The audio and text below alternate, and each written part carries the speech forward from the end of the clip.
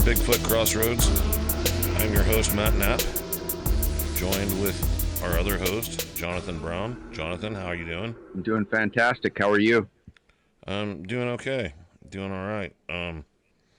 Kind of threw this one together at the last minute, but I'm glad you did. Would you like to introduce our guest for the evening? Yeah, Kirk, he's a good friend of mine. I've known him for a couple of years, and he's been out here, and he has some pretty awesome stories, and I just didn't want to pass that up. Now, Kirk is the, from what you told me, the head of the Grays Harbor Olympic Falcon Project Research Organization. How you doing, Kirk? I'm doing well, thank you. That's quite the organization name. Well, did I miss anything? Because you really take this research stuff pretty seriously. I mean, you seem to be involved in just about anything you can get involved in. Yeah, I am semi-retired, and so that gives me plenty of time. I have no kids and a very understanding wife and an intense passion for the mystery that is Sasquatch. And so I find myself, yes, getting involved in many different projects. And it's fun. It definitely keeps me busy. How long have you been doing this? Well, I've had a lifelong interest in the subject. And, when the internet started taking off and all the Bigfoot information was on the internet, I'd follow it, pay attention. And I was reading about the BFRO expedition in 2008 here in Washington that just had tons of activity and multiple sightings of Sasquatches. And that's what convinced me to get off the couch and get involved in the field. And so the next year, 2009, I signed up for the BFRO expedition here in Washington. And I attended that in June of 2009, and I haven't looked back. I've been heavily involved ever since. That brings something up. I've never actually had the opportunity to ask this question. I'm sure I've met people that have been on the expeditions, but whenever you're talking about this expedition, this was one of their paid expeditions, right? Right. The paid expeditions. And they were like the first group to really do that. And I remember... I believe so, yes. Whenever they first started doing those expeditions, it caused quite an uproar in the Bigfoot community.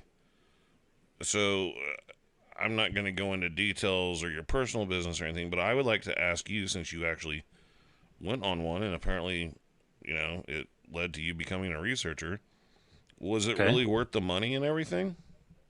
Oh, yes, absolutely. I'm not the biggest BFRO fan these days, Right. but at the time, yes, absolutely. And I will always stick up for the BFRO and their expeditions, that they are worth every penny for new people to get into the hobby as a way to get involved. The reason I think it's worth every penny is because number one, you gain access to a location where there's a history of Sasquatch activity.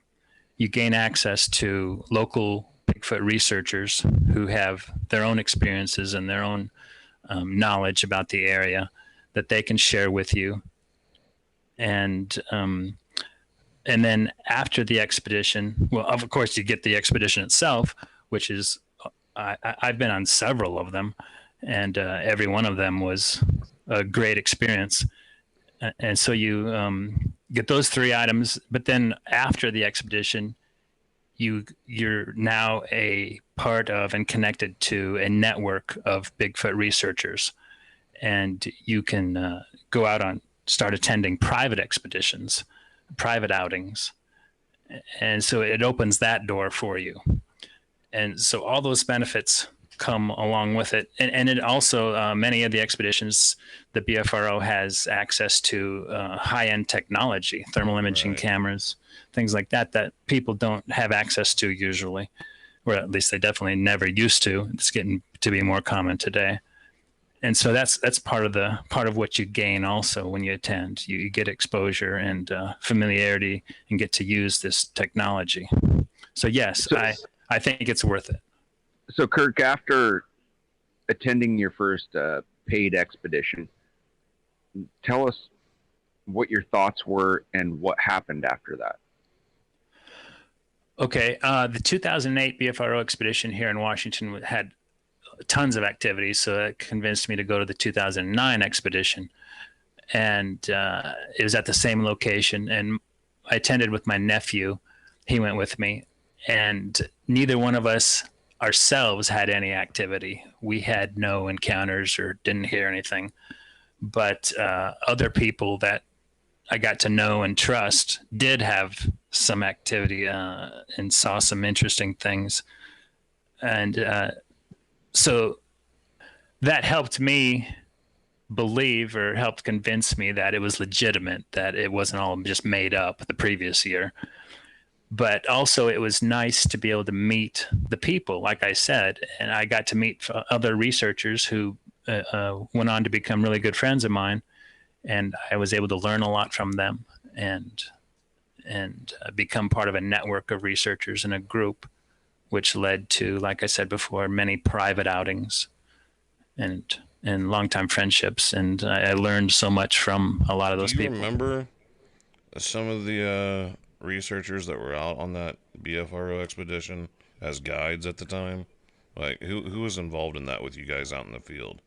Was like Matt Moneymaker out there leading the show, or what was the deal? Moneymaker did not attend that expedition, but he attended one later in the year on the Olympic Peninsula, and that was the first time I got to meet him. Yes, in August of '09, I believe it was, on the Olympic Peninsula. But the fellow who was leading the '09 expedition in the Cascades was Kevin Jones, and he's a very well-known researcher here in Washington. He's had numerous experiences with Sasquatches, and he organized that expedition, and it had, I think, 92 participants. I think it was probably the biggest expedition attendance-wise that the BFRO has ever had, and people were camped everywhere. It was quite the event. And but Kevin was a great fellow. He took me under his wing, or like I like to say, I forced myself under his wing. And I learned so much from him. He taught me a lot, took me to several locations where he had Sasquatch activity. And I am in his debt. But Kevin has a unique viewpoint on what Sasquatches are. And he's had some experiences that I don't understand. And we don't see the Sasquatch phenomenon the same way. And so we really don't research together much anymore, or at all. Right. That happens quite a bit. Yes, it does. It's unfortunate. But if I had some of the experiences that he claims, then I could definitely understand his viewpoint. And I've tried to understand it, and I've tried to experience what he claims to experience, but it just never happens for me.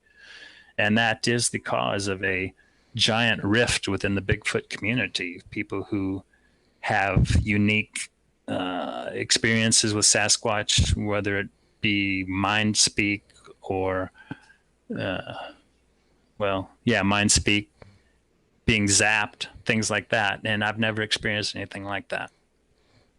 Where do you find your areas now? Do do people contact you, or is it areas that you've been taken to previously? Do you just go out on your own, or what gets you into an area?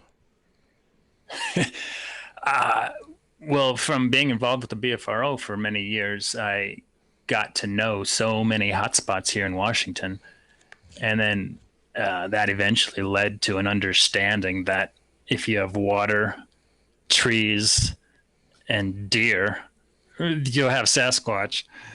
It seems like you really can't pin them in one area. I think they migrate, they move around, and I think every place, like I just described, with suitable habitat, the Sasquatches are going to be there at one time of the year or another. You're out in the ocean, as I like to call it whenever it comes to Bigfoot stuff. Yeah. What are the common techniques, would you say, that you use in your research? Like, other than, location wise, the things you mentioned about, water, cover, animals. Like, do you do a lot of calls, or do you look for, limb formations or things like that? I've tried it all pretty much. We've done sound blasting, baiting, going with no light, no campfire, glow sticks. You've done the rave, Yeah. the Bobo rave. Well, we haven't gone that far, but yeah, and it's all hit and miss. I think the main thing that we're dealing with is two things. I think the Sasquatches that come to you are either the young ones who are like the risk takers, the curious teenagers, so to speak, who are coming in to learn about humans, checking them out, seeing what the humans have in camp this time. Right. They're just Possibly curious. trying to like assert themselves. Yeah, that's a possibility also, right? Prove their manhood or adulthood, whatever. I don't know what the Sasquatches call it. But or you have the adult alpha males who come in and do a threat assessment. They come in and say, all right, what is this? What are these people? What kind of a threat do they pose to me and my kind? And they come in and they go. I think it's the young ones who stick around longer. Or unless Anytime I've experienced an alpha male doing his threat assessment, I let him know instantly that I was absolutely no threat. Yeah. That's probably a good idea. Yeah, they can be pretty intimidating with their threat assessments at times. Although, but that's why we're out there. That's what we're looking for. That's what we want to happen. And so if you can stick it out, you want them to stay as long and threaten you as long as possible. So what are some of the experiences or encounters you've had? Well, that's a problem. I've never actually had a daytime sighting. I can't verify that I've seen one of these creatures, but I've had plenty enough experiences out in the field that there's no doubt in my mind that they exist. Also, it's definitely helpful to speak with witnesses, eyewitnesses, and see the expression on their face and the sincerity in their voice as they're and in their eyes as they're telling you their experience, that it was real. They're not imagining it. They're not making it up. And all of that definitely helps to cement the fact that these things really do exist, even though I have never actually seen one. I've seen one through thermal video, I believe. Yeah, let me drop a loaded question on you. Okay. Since we're on the topic. You've got years of research under your belt. You've been out there, you've had your encounters or your experiences. What do you think about the Browns property? It's perfectly located for in terms of its location, next to a river, next to a spring, next to creeks, next to millions of acres of forest to the west and south, and in the valley. So it's definitely a good location for where you would expect a Sasquatch to be or to be traveling through there. And the history of the longhouse that was there with all the fish, the drying of the fish, and the neighboring Indians who have a long history of encounters and experiences with the Sasquatch. So all the elements are there for the location to be a valid place to have a Sasquatch encounter today. Right. Also, the Browns have young children, and the Sasquatches seem to be fascinated by human children. There are many reports of children playing, and a Sasquatch is seen just standing there observing the children play. And so that's part of the situation with the Browns. And so I think that there's definitely, it's a great location. And I think that their thermal video is legitimately a Sasquatch. I've been there several times. I've seen all the cattle that are in that pasture that are next to their property. I've looked through my thermal at the cattle in the dark for hours and hours as they're standing, as they're laying down at all angles and in all kinds of conditions. And I've tried over and over to create the shape that the Browns thermal video shows, which looks like a head and shoulders of a Sasquatch. I've tried to turn a cow into that, and I have never been able to do that. So, and I've looked at their thermal video trying to see a cow, and I can't do it. Right. And I'm very skeptical and have tried over and over to disprove the Browns thermal video, to prove that it was a cow, not a Sasquatch, and I have not been able to do that. So from that, I'm pretty sure that they got a Sasquatch on that thermal video.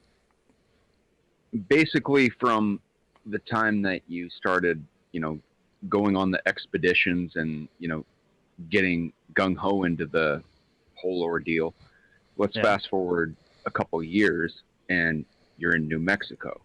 And let's talk about what you captured there. I mean, so many people have, seen it on Finding Bigfoot. I mean, it's pretty famous footage that you have.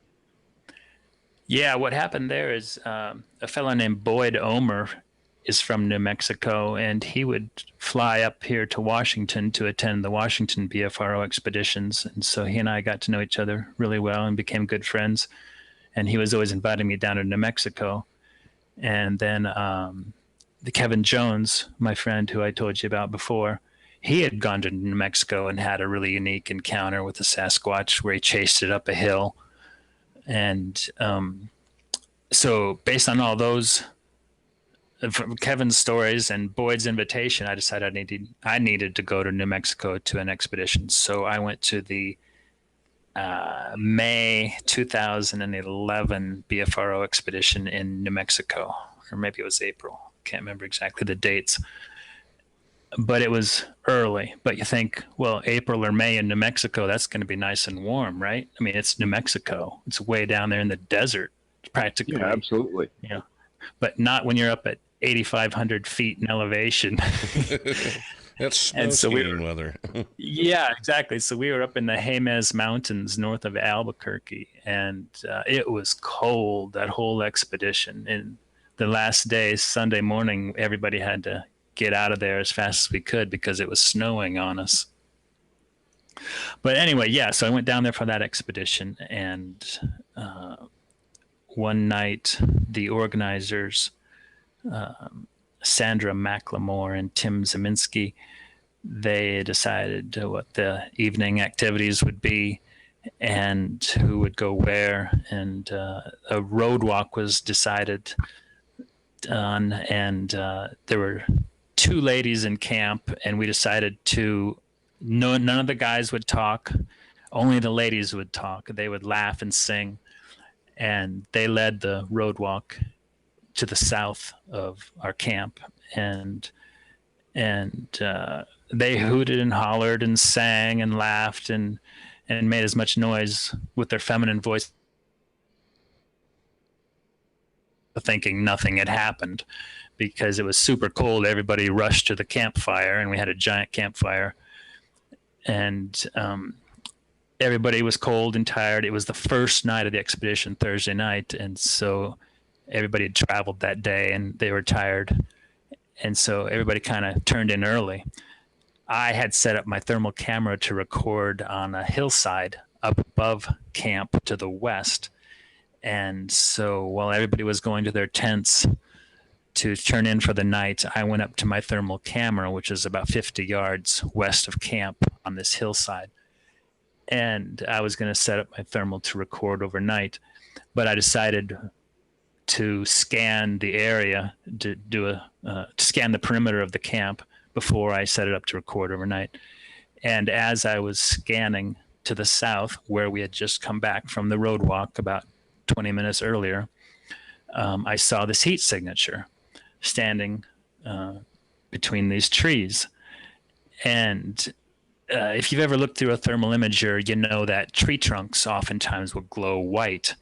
The tree trunks will display heat compared to the air temperature around them and other objects around them, because the sap is flowing through them, or the wind might be blowing and causing friction with the tree moving, and that creates heat.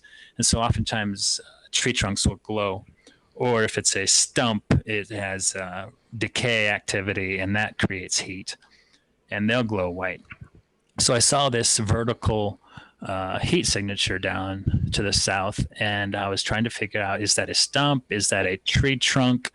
What is it? And I shot a short video clip of it, and then I took some, when I say short video clip, that was a thermal video clip with my handheld thermal imager, a FLIR HS324 Command. And then I took some thermal photos, and then I tried to walk closer toward it, but the slope that I was on was like a 45-degree slope, and it was about 20 degrees, and the wind was blowing, and it had pine needles, and they were like ice, trying to walk on them, and I fell a couple times trying to walk toward this heat signature that I was seeing. And so I gave up on trying to walk toward it, and so I then took another short video clip of it, and I was moving back and forth trying to figure out, what is this? And also, you have to remember that when you're looking through the thermal imager, it slightly shrinks the size of what you're seeing. So if I had been looking at it with my naked eye, it would be bigger than what I was seeing through the viewfinder on the thermal imager. And so I was standing up there really cold, and everybody else had gone to their tents, and I was feeling a little bit exposed being out there by myself. And again, I was really cold. And I said, all right, this is it. That's just a tree trunk. I'm going to bed. And so I hooked up the thermal to record overnight and turned in. The next morning, a fellow came to me who was on the south side of the camp, and he said, hey, you got to check that thermal that you were recording overnight. There was all kinds of activity to the south of camp last night. I was hearing it all night. And so I checked the recording from overnight, and there's nothing on it.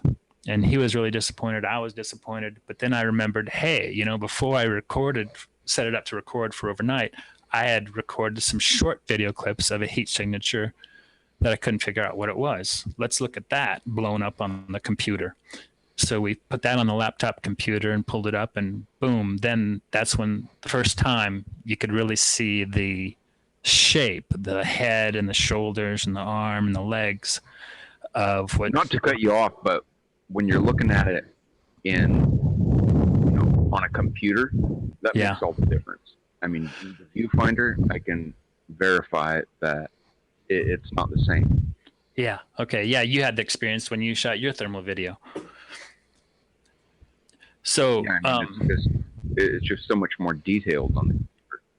Right. So we blew that thing up on the computer, played with the contrast a little bit, and I was stunned at what it looked like. And so Boyd, my friend Boyd Omer, and I then spent some time doing a recreation with him standing where we thought the Sasquatch probably was. And then we took some comparison thermal videos and thermal photos.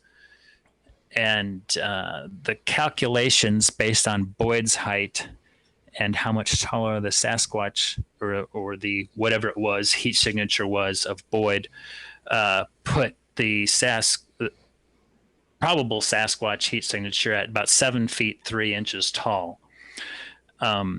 Mike Cedillo is from Albuquerque, and he is a expert tracker. He was on the expedition also, and he went down to the area where the probable Sasquatch heat signature was, and he didn't find any foot tracks, but around a tree he found a butt print. He said something had been sitting, it looked like, with its legs around a tree, and the made butt cheek impressions in the dusty dirt that was right there next to the tree. And then he thought he might have had some handprint impressions also, but nothing really definitive. You said the legs were wrapped around the tree? Well, that's what he said according to what he was seeing, yes. And I'm not an expert tracker like Mike is, but that was his evaluation. And that's what he reported back to me. That's pretty interesting. I've never heard anything like that before. Yeah, me neither, and nor have I heard anything like that since. But it's hard to find any tracks there because it's the forest floor is covered in fallen pine needles. Right. And where he'd found the markings that he found was a patch of dirt that was not covered in pine needles.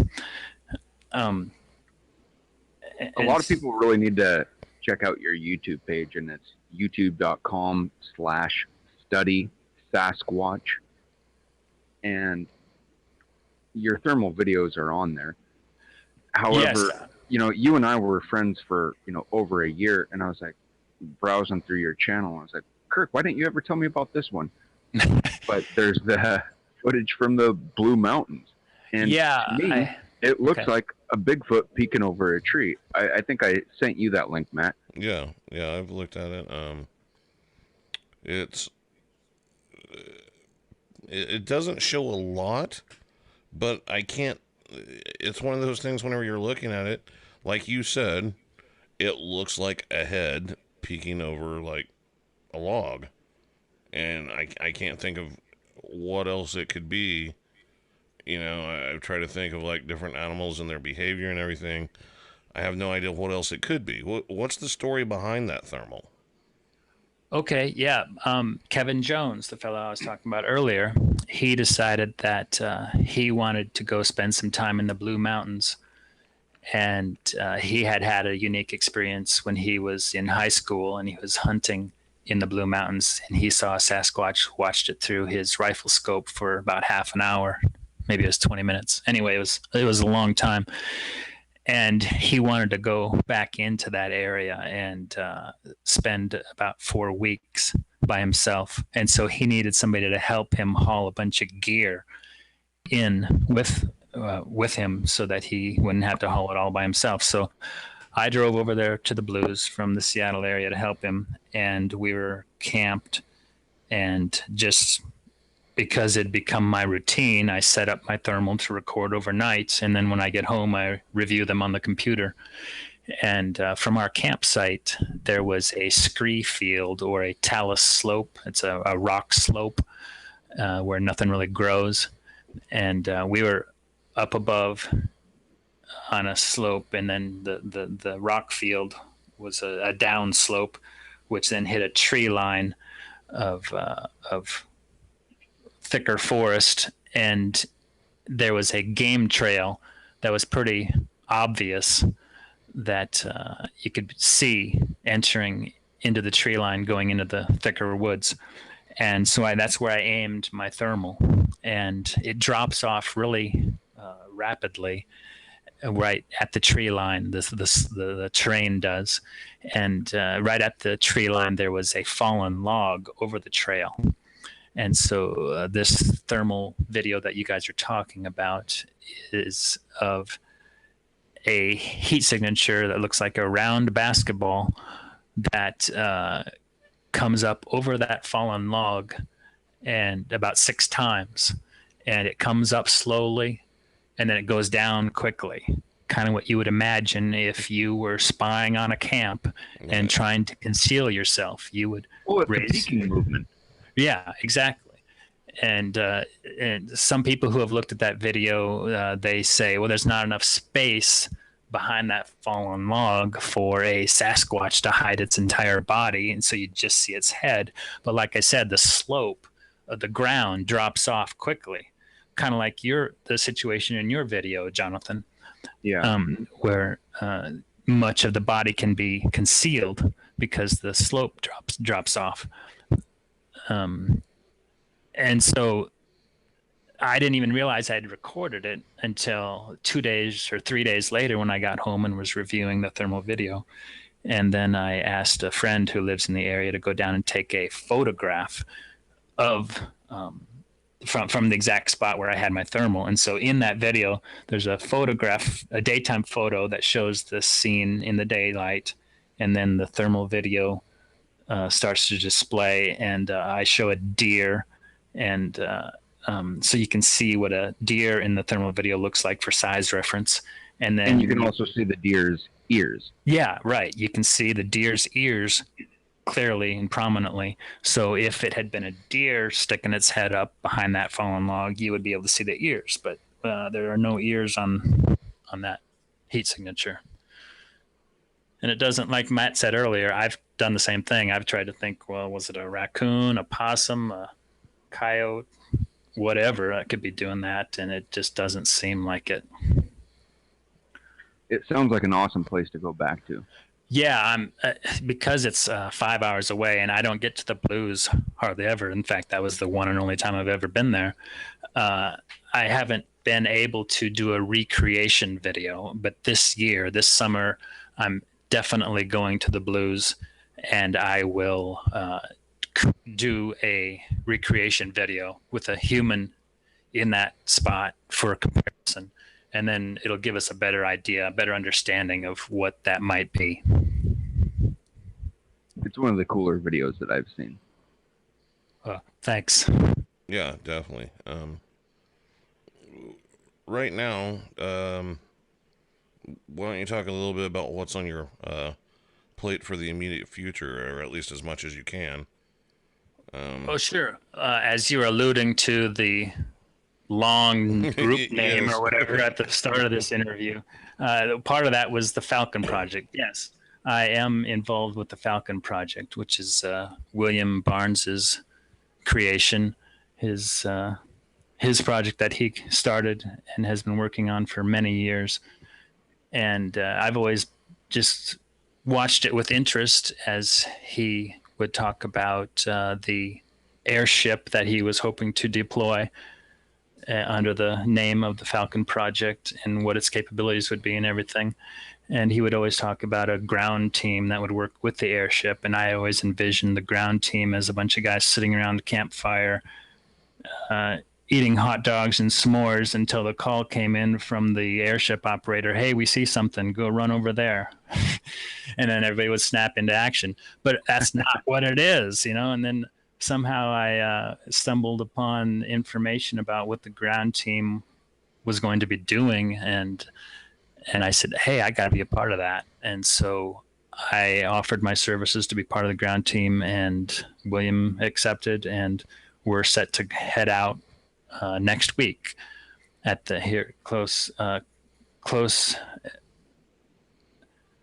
at the end of April, probably about a week away. Wow. And you guys are doing it. I mean, how long are you slated to stay out there, say, if nothing happens?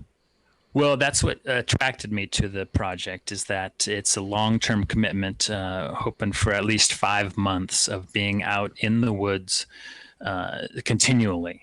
Of course, anybody can leave whenever they want, but there's going to be a team of at least 10 guys out deep in the woods for 5 months continuously with technology, with thermal imaging equipment, audio recorders, and GoPros. And it's going to be a organized consistent effort. And that's what intrigued me so much. I said, I got to be part of this. And then the airship is supposed to be joining us later. And then it'll be a combined effort of the ground team working with the airship, both backing each other up, supporting one another.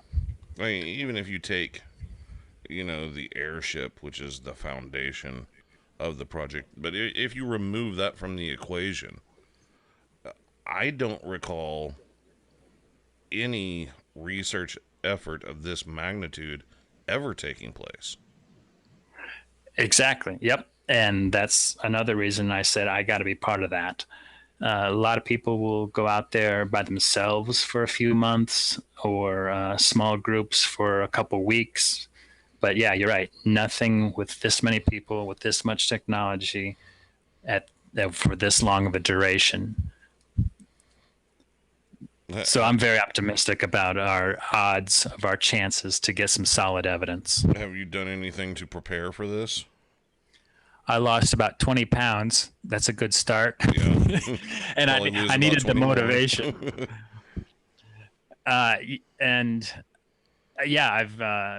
done a lot of research on gear and equipment because we're going to be hauling everything we need on our backs. And we are going to have some designated supply runners, people who have volunteered their weekends at various times during the year to come in and help us by delivering supplies to us and hauling trash out and hauling evidence out. And that's another really good thing about this project that I like, is that it's all operating under Idaho State University. It's an official academic pursuit.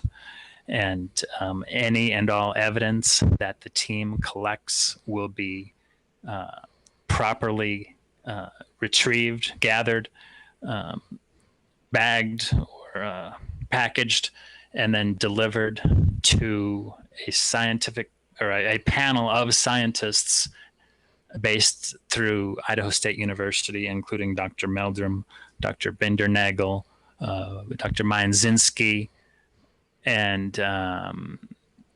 there's a couple others. Their names escape me right now. Ian Redmond. He's worldwide. Bindernagel. Yeah. Did I not already mention him? Anyway, a bunch of panelists, a scientific panel who will evaluate whatever evidence we get, so that it just won't be us, the guys out in the field, who will be saying, hey, look at this thing we found. No, it'll be evaluated and analyzed by this panel of scientists. And then if they determine it worthy, they will then release it to the public. And so it's going to have to be pretty darn legit for anything to get released. Another bizarre aspect of yourself is there's not a lot of retired attorneys that are Bigfooters. And so when it comes to like the interviews that you've done and like, you're evaluating people's body languages and things like that, I'm pretty sure as an attorney, you're a pretty good judge of that. Thanks. Yeah, that's definitely something that is a skill that's involved with practicing law. Interviewing people, talking to people, you get to, like you just said, be a pretty good judge of character. And that helps also through interviewing people who have claimed to have had Bigfoot sightings and determining whether they're legitimate or not. And definitely I've run into some people who I thought were legit and many who were not legit.